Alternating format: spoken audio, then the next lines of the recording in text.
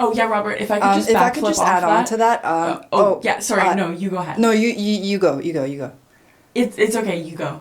Okay. Yeah. All right. Yeah. So what I was just saying is to add to this presentation, I really think that we should scale up in, an upward trajectory. All right, class. Just a reminder that every single class there is going to be a pop quiz within every class. Also, just to make sure that you're paying attention, it's going to be sporadically within the class.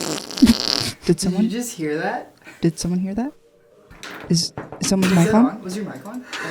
Okay, anyways, so every final exam is going to be out of 1,000,000. What's going on, everybody? Welcome back to the Queer Collective Podcast. My name is Karbon. And I'm Emily. Welcome. Welcome to the show. What are we going to be? I don't know. So today in Yeah. I'm going to let you finish. But Beyonce had the best album of all time. Continue. I can go now?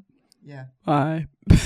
So, in celebration of the new year and the horrible year that is 2020 finally being over, we're just going to creep into 2020 really quiet, but we're also going to give you a little 2020 wrapped. We're going to talk about what happened this year, the key points, make a couple jokes, and then we're also going to talk about what we're expecting for 2021. We are all zoomed out. I'm zoomed out. We are so zoomed out, if you couldn't tell by that skit in the beginning. We are tired of this, but we're going to talk about what quote unquote going back to normal will actually look like. Yeah, what does that even mean? Also, I don't think it'll happen in 2021, but let's get into it. So 2020 was a crazy year. Yeah, and people thought 2019 was crazy. Did they think that? Dude, don't you remember? It might be I don't know, just ancient times in your brain at this point. But remember that 2019, everybody was like, oh, thank goodness 2019 is over. Such a bad year. Oh, 2019, let's get rid of it. On to 2020. Things are better. They're looking good. Let's go. 2020, everyone, it's going to be the best. Everything before March is just darkness. I don't remember anything. Yeah, we're in a time warp. 2019 seems like a magical year to me now. I don't know. And it seems like 5 years away, doesn't it? Yeah, it felt like this year was 5 years for sure. But no, I mean, 2020, even before March, it was still a shit show, to be honest. Was it? The Australian fires, right. The Amazon fires. Right. Did we forget? Trump got We impeached. forgot, didn't we? Yeah. Yeah. Damn, literally everything before March is just blackout. But what I was wondering is if YouTube was following you around with camera people 24/7 since March, what do you think would be included in your 2020 wrap? For me? Yes. Dude, I don't even know. I feel like it includes what it does for everyone, which is all of the fires, RBG, the pandemic, Donald Trump, Biden, all of the BLM protests, people starting to care about the environment. And people already cared, but I feel like it's just on a more massive scale nowadays. And the fact that it's a part of every president's or whoever's running, it's part of their campaign, is speaks volumes. My 2020 personally also consisted of things being debt free. Yes. About investing for the first time, quitting my old job for my new job, pursuing art, which is tied to the quitting job, new job, going into videography full-time, photography, making connections, working with brands, queer collectives, starting to build some momentum, and people reaching out to us and stuff like that. Overall, I know it's been crap a lot of the time, but there were a lot of really great things that happened. For me in particular, not talking about the rest of the world, just me for a second. And to be honest, for me, 2020 was a very defining year for me. Totally. It's in a positive trajectory. I gained a lot out of it. I gained a lot of self-reflection. I gained a lot of just perspective and introspective, and I personally benefited a lot from it. And obviously a lot of it does have to do with like certain privileges that we have just being in Canada and just being in the position that we are. Yeah. But yeah, for me, it was very beneficial in general. Yeah. I think if you're privileged enough, like you said, to be able to not be like afraid of where you're going to get your next meal and not be like afraid of getting evicted from your house, then I think 2020 did actually hold a lot of space for people to pursue their art and to pursue their passion. Like if you were... And to take just like a mental break and mental reflection and just getting more in tune with yourself. Even if you just look at the fact that all of these stores selling inputs for creative industries, like Long and McQuaid selling like music gear, even like the aisle at Dollarama being completely sold out of like all their art supplies, and like the camera stores for us, we know this, a lot of their equipment has been sold out, you know? So you can see that when people have spare time, they want to like create art, you know what I mean? They want to be expressing themselves, and that can be something that's very healing. And it was kind of a reawakening for people, a reminder of what we actually are meant to be doing. You know, we're not meant to be sitting in our offices. You guys know how we feel about sitting in your office and just watching your life go by. I don't want that. And I think a lot of people realize that, you know? Yeah, and people are starting to get more creative again. Like it's like I believe a part of human nature to be creative. So it's really great to see things in not just like the dollar store art section, like things like Michael's, which is like all art supplies, like just being like nearly empty. Were they? I didn't hear that. Yeah. And you know, there's no Michael's near us, so we weren't able to experience it. But like I've definitely heard that from people that live in the more suburban areas. And you know, the fact that art is being like sold and just acquired and used more during the pandemic, like really, that part really makes me happy. And I think people are also recognizing how much more they value other people's art. You know what I mean? Like everyone interacts with art every single day. Every day. You're streaming Netflix or you're streaming anything on any streaming service. That is someone's art that you're taking in. You know what I mean? You're experiencing someone's art. From looking at art on the side of the road, from watching television, you know, all of these are ways that you're experiencing people's art. And I think people are recognizing that there should be a monetary value attached to that, especially for emerging artists. Like we need to be supporting them, buying their prints to foster growth in that, you know? Yeah, and I hope that this really does help other people realize how important art is and help them also within that realization now support artists, especially upcoming artists, the artists that are like are still currently struggling and everything like that, to kind of like boost them up and being like, hey, I support you as an artist. I really love your work. Let me buy your print, or let me buy your EP or something like that. Yeah.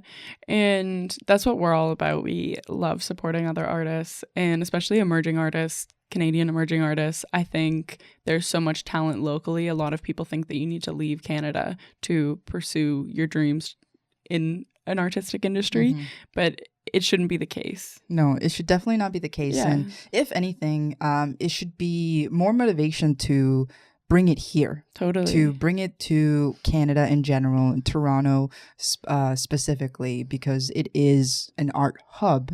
And rather than trying to leave it to go take it somewhere else, like we should be bringing more here. Because it'll just make the city better and the country better, like the more art that there is. Yeah, that's my goal. And my goal is to make it gay AF. You didn't ask, but I think my 2020 wrapped if YouTube was just following me around, because my life is so... Yeah, thank you for asking. Yeah. I think it would... This is the sequence of what it would look like. It would first look like me being really motivated and like doing my workouts outside. And like forcing all of our roommates to do our workouts outside, me like drinking some whipped coffee and just like still feeling motivated. And then it would... Whipped coffee. Yeah. I remember that. Yeah. And then like maybe there would be a shot of like Tiger King, but then it would go to me trying to put on my jeans and them not coming on and be like, oh shit. And then just like the workouts stop. The workouts stopped when it got quite cold. Yeah, I definitely gained weight before that though. But just saying, scrolling through TikTok and like there's this sort of trend of people like posting a photo or just a photo of themselves before the pandemic in this outfit. And then I've seen like men and women both doing this, like putting on that same outfit and just like not fitting into it afterwards. And I'm like, it honestly makes me feel a bit better seeing other people experiencing the same thing. So just letting you guys know I'm experiencing that. Yeah, I would say like my dimensions are different. For sure. But I totally agree with everything that you said, though. This has been like a really creative year for me and definitely an awakening for me in many senses of just like realizing more so what my path is and like staying true to it. You know, I think good things come to you when you're true to yourself and you're true to like that little gut feeling. Mm-hmm. Yeah.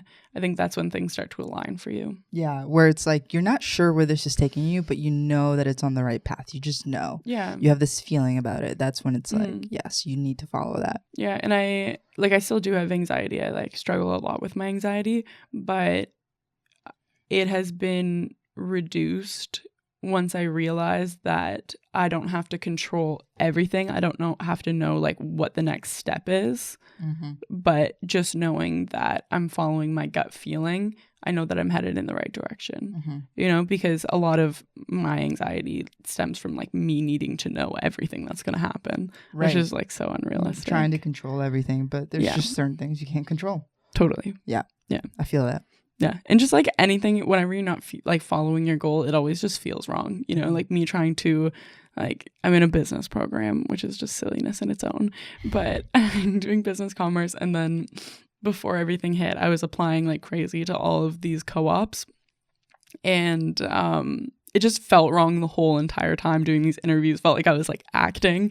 And now I don't feel that way anymore. That's good. Yeah. So now that we're seeing a little vaccine happening on the horizon. So I went on the news because I've just been seeing so much. You've been on the news? I've been on the news. Here we have Emily Giosco's on CTV Network. Not like that. I just looked at the news. But I've been seeing so much information on Instagram, just like so many people talking about the vaccine, whether them being scared to take it. Yeah. And like kind of advising people against it, or people just like advocating for it like crazy. What are your thoughts? You're seeing this like big polarization for sure between these two groups of people. Yeah. So I wasn't sure what my thoughts were. That's why I went on the news. So after I was featured on CTV, so I couldn't really find all of the answers like about the studies so much because that's kind of what I wanted to look more into. But I did watch like a representative from Health Canada or something. She was talking about the vaccine and she was saying that they have enough doses to vaccinate the majority of Canadians by, I think, the end of June, sometime in the spring for sure.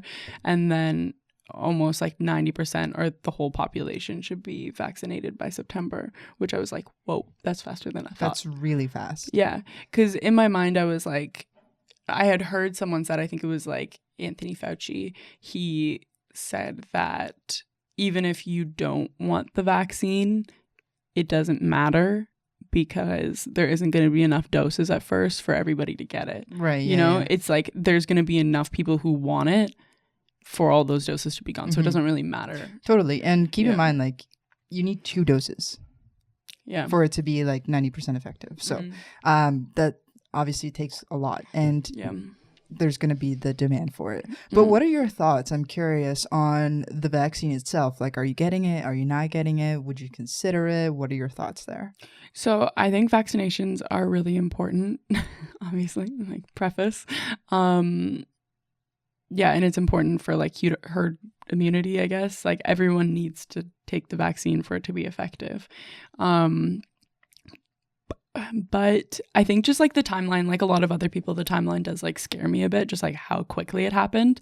But there has been a lot of reassurance from like health professionals, you know, saying that like they don't feel scared to take it. But I think definitely though, they are more inclined to take it just because of how scared they probably are every single day being in front of people with COVID. Like that risk benefit there, like the benefit way out.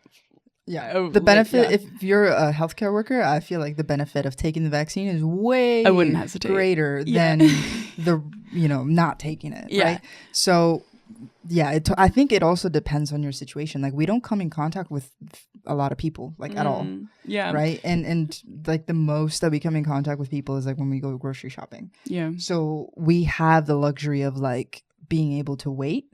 But if I was a healthcare worker, I'd just no hesitation. I would take it in a second. Yeah. And I went to go get a COVID test a little while ago. And when I walked in, there was this family in front of me and the little kid wasn't wearing a mask. And the dad said this really dumb shit where he was like, yeah, we got an alert that we were exposed to COVID. So, like, that's why we're, like, getting tested. And she was like, oh, okay, when did you get your alert? He was like, 2 weeks ago. Huh? What? That is 2 weeks later is not the time to get tested. It's like the next day. I know. And they had me like way too close to this guy. And I was like, I started panicking. And in that moment, I was like, yeah, I think if someone had the vaccine in front of me right now, I would be like, just give it to me. Just give it to me. So like, if I was more of a frontline worker, I would take it in a second. Yeah. And I've listened to podcasts about the vaccine and like things that you need to know. A podcast that had a really good explanation was Front Burner, and that's by CBC Network. Yeah. And for Front Burner, like the person that they had explain the vaccine did a really good job. And I don't want to summarize the vaccine and how it works or anything because I'm not a doctor, so you can go listen to Front Burner. I think it's titled Everything You Need to Know About the Vaccine. But it was really good, and it made me feel like it was a very safe procedure.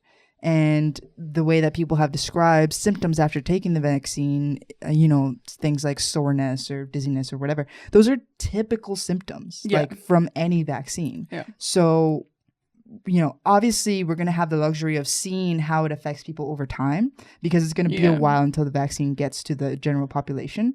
Yeah. But in general, it feels very safe.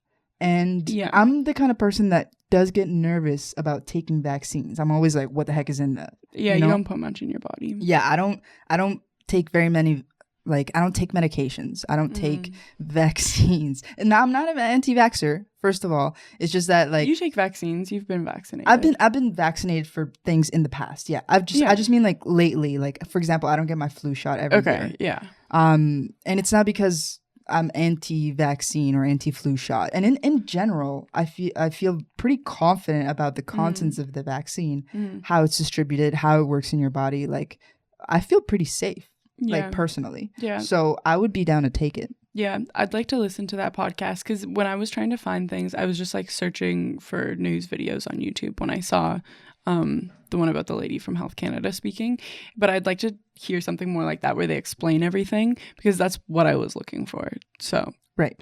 The only thing I think a lot of people from what I'm seeing are worried about is like long-term effects because since this happened over a short period of time, right, they haven't seen the long-term effects of it, but they have like I feel confident that it's safe in the short term. You know what I mean? I feel confident about all that. I trust the scientists. Yeah. And when you consider that like the highest seats are also taking it, it makes you also feel pretty confident about it. Like the fact that presidents and senators and premiers people like that are taking it. It's like, okay, if you're taking it, then you're putting, whatever risk there is, we're all doing it together. So yeah, totally. Yeah. I don't want to live in fear anymore.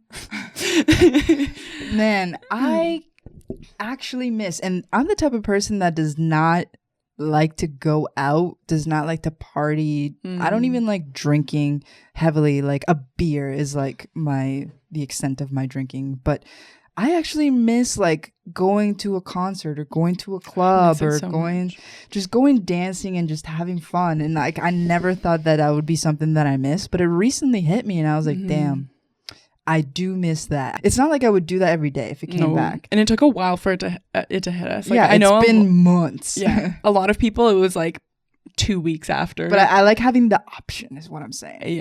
Yeah. No, I miss it. I miss definitely the collective energy at small venue concerts, like general admission type concerts, of just being like really pressed against people, and the energy of everyone loving that same artist. Yeah, and when it's like a small, like quaint concert, when it's not a stadium and it's just like at a club or something, that kind of concert, you know that everyone there must love the artist. Yeah, because it's not just like some hype artist. It's like someone that you really enjoy their music, and you can feel everyone's energy, and it's just like, it's so good, and I miss it, and I'm excited for the day that we get to do it again. Totally. So kind of talking about what we see is going to happen in 2021. I think a lot of it is still going to be as socially distancing. Like a lot of it is going to feel the same. Yeah, not a lot's going to change for 2021. 2022, however, let's get this party started. Yeah, hopefully. But I do think that, I don't know, not just talking about 2021, but I guess just like going back to life as usual. Yeah. If that's going to happen at the end of the next year or not. Do you feel that we are fundamentally changed? Yes. And that going back to normal won't be reverting back to how we were, but it'll look different? I think it'll there will be a new normal. Do you think that? I think so. On some, like, I hope so. I think that's what the government is talking about a lot, is like building back better or whatever. Like, I don't really trust the Liberal Party to deliver are on you promises. And conservative? No, definitely a lefty. But I just I was really excited by their throne speech and all of their promises. And like they recently just put out a plan to reduce our emissions, and it's better than what I expected from them, but it's still not enough. Right. To save us from our climate doom. And who's to say that they're going to follow through? Exactly.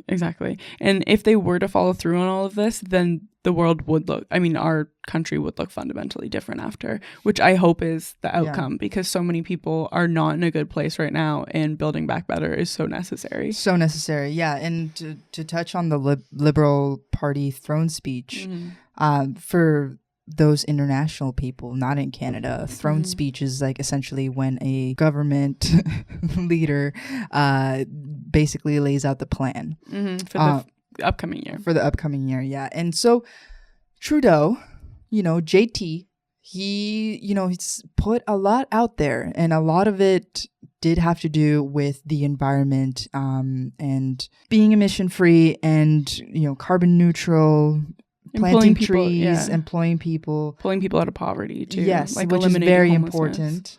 And it got me very excited and very hopeful. I know that in the past, there's definitely been promises made that were not delivered. Yeah, the Liberals make big promises. So it makes me quite nervous.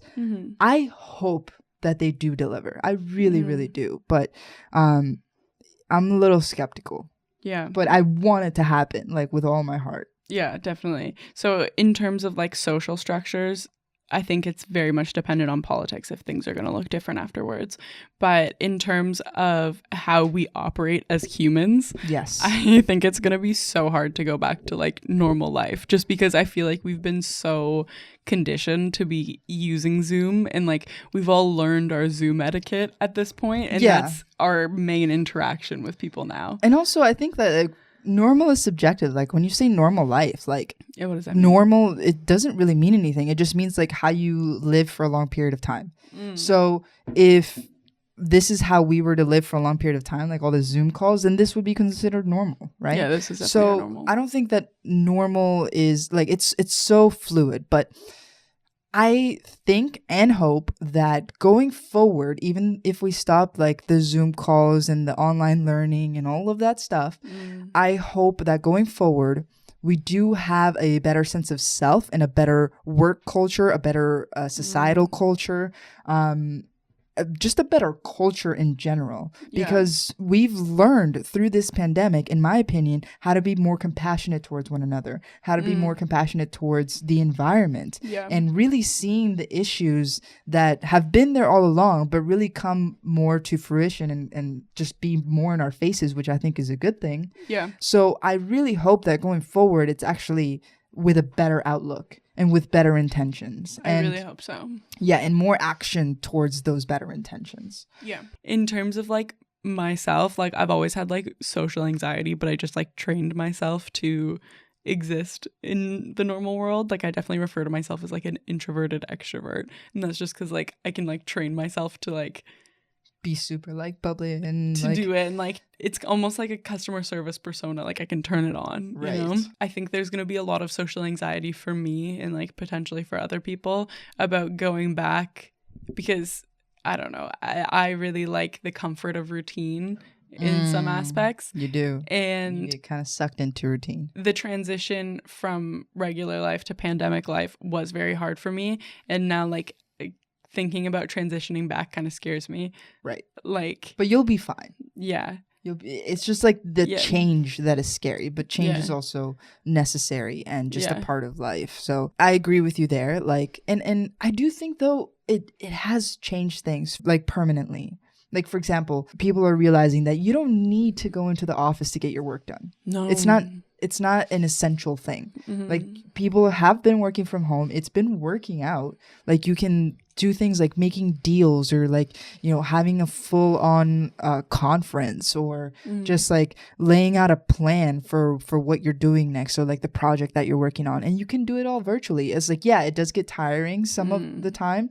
And I feel like in-person engagement is a necessary part of just human interaction. Mm-hmm. But you don't need to do it for everything. No. Which people are realizing, which is going to change how we live, in my opinion. Yeah, I think for the better. I think that has a really big potential of reducing emissions. Yeah. Just of like less people commuting to work. And another thing to keep in mind is just like, just because the, you know, typical corporate culture, just because the clock strikes 9 and you're clocked in, it doesn't mean that you're ready. It doesn't mean that, you know, all of your best ideas are just, boop, okay, here it is, you know? Like, people work differently. Like, every single human works differently. And to conform everyone to, like, a 9 to 5 or, like, a corporate structure, it's just, like, I think that is a huge part of what's damaging our mental health. Totally. And I think the best way to be running organizations is just, like, here's what you need to get done this week. Mm-hmm. Do it whenever you want, but just have it done by this deadline. Yeah. You know, me and you, we agree on this deadline. You think it's feasible. I think it's feasible. So if you just get this done, I know that you've put in the hours to do it. Right. And like, you know, if you don't get it done by the deadline, then we need to talk. But like, we both agreed on the deadline. We both said yes. Mm-hmm. I don't care when you work, whether it's at 3 a.m., 9 a.m., whatever. Work when it works for you. As long as you get it done, it's all good. And I think that's very good. I think that gives people enough freedom to enjoy work. Yeah. It like keeps you from having to go and work into the office when you're not feeling right. Like, there's definitely been days where I've gone in more when I was like doing internships, like gone into an office and I was like not feeling like myself at all. Like, you know, when you just like, I struggle with mental health issues, as like I've talked about a lot on this podcast, and just like sitting there and like holding back tears at some points. And it's just, sometimes you're not meant to be at work, and working from home definitely solves that for me. Yeah, for sure. Like, I feel like, again, corporate culture just doesn't, you know, keep in mind that like, you can get physically sick, but what if you're like mentally sick that day? Yeah. What if you're emotionally sick that day? You know, and you can't say that you're sick, but you're just not feeling good enough to work, or not feeling good enough to go physically to work and interact with other humans. Like, for me, that has been an issue sometimes. It's like, I don't feel sick. I feel like mentally down or emotionally down. And it's not a matter of like, I can't get the work done because I can. It's more of a matter of like, I just can't interact with other humans today. Yeah. You know, and I think that that's important, to just take that time that you need. Part of it too is just knowing that I have huge crowd anxiety now. Like, and I don't know if that's going to be better once these things are over. I feel like it'll be an adjustment, and it'll be gradual, because you can't just like go from socially distancing to all of a sudden you're like in a mosh pit or something. No, I don't think like, I can do that. You would have a panic attack. Yeah, I definitely would. I think there's a lot of people who can do that. Like, they get their vaccine and they're just like in a club immediately. Takes off their mask. Choir. Like, they're like there and ready for it, but I'm not. Like, it's going to be a very slow adjustment for me. And that's fine. Yeah. Everybody's going to adjust differently. Yeah. I want to ask you, what are you looking forward to in 2021? Even though, let's say, I'm going to put this out there, years end of year, start of a new year doesn't mean very much to me. No, I'm just going to say that. Like, I know it's a big celebration for a lot of people. They make resolutions, etc., etc. You go to the gym for 2 weeks and then you stop. But like, just in general, like, what are you looking forward to just for the future? And now that we have this vaccine coming out and everything like that. One thing that's been the hardest for us is not being able to necessarily film with the people that we want to film with. So true. Yeah. So I'm really excited for that, for like the opportunities of having more people in our space and being able to do more things like that. Yeah. I'm really looking forward to potentially being able to like host events in this space as well. Yeah. And like bring people together. Bring people on the podcast, bring people to do more master classes, which people seem to really enjoy. So I really want to do more of it. It's more of a matter of like actually getting the person in here. Yeah. Which is like not allowed right now. So we can't. Yeah. So yeah, I totally agree. Like I'm just looking forward to more collaborations and physically bringing people into our space and like just doing really cool things. So like if I'm looking forward to anything in 2021, I think it's that. It's the collaborations. I'm hoping that there's like some big system change coming as well. I hope so too, man. Because honestly, until the pandemic hit, like I was very all about me. And focused on me and worried about me, and it was all me. Yeah. And ever since COVID hit and, you know, things have been coming to the light more, I've realized that it's not about me at all. And, you know, like before I used to say that but not really believe it, and now I really believe it. Like, for example, as we know from our previous podcast, I invest now. You know, I'm trying to make my money, make more money. But the thing is that I'm not trying to make it for me. I'm trying to make it to have more capital in order to change the things that I want to change. And I want to be able to be a part of that change for the better. Things like helping animals, helping the earth, you know, working for the reefs that are so important. You know, like I really want to help the environment. Like that to me is the most important and pressing matter, like just in my life and for me. So that is what I am saving towards. That's what I am investing towards. And that's really what I find a lot of purpose in. By that, do you mean you're like investing in green technology? Not like just solutions? That. Like, yes, I am. But it's not just about investing in green technology or just energy. It's more so about like whatever capital I gain, I want to be able to do something with it in order to help the environment directly. In the future, I want to be able to take a trip and actually be able to physically help. Say, for example, cleaning up trash from the ocean or helping with animals or something like that, something to that degree. Like that's something that I really want to do with my life in the future and hopefully near future. It's also all about art. So for me, it's about the environment and art and how those two integrate. Yeah. Yeah, I think there's beautiful ways in which they can integrate as well. Yeah. On that note, it's been such a dream of mine to have like, I wish I had access to like Jeff Bezos' bank account so I could just solve world issues. Like, if only. It makes me so mad that he's the one who has billions and billions of dollars. It's like, you could end homelessness. Yeah. But for real. Yeah, you know, you can't really control what other people do. All you can do is control what you do. So I'm going to work my butt off in order to be able to do the things that I think will help a lot to the best of my capabilities. Yeah, and I think as well as spending your money towards charities, I think what is important to be doing is being an advocate, because while individual actions are important, the actions of corporations are more important. The actions of like corporations are the biggest polluters, and we're not going to solve climate change through individual actions. Right. You know, we need to hit, by hit, I just mean like change these giant corporations that are the biggest pollutants, that are, there's so much wrong with gigantic corporations. Like there's so many things involved in that, not just pollution, but also mistreatment of other human beings, like slavery. There's exploitation. There's,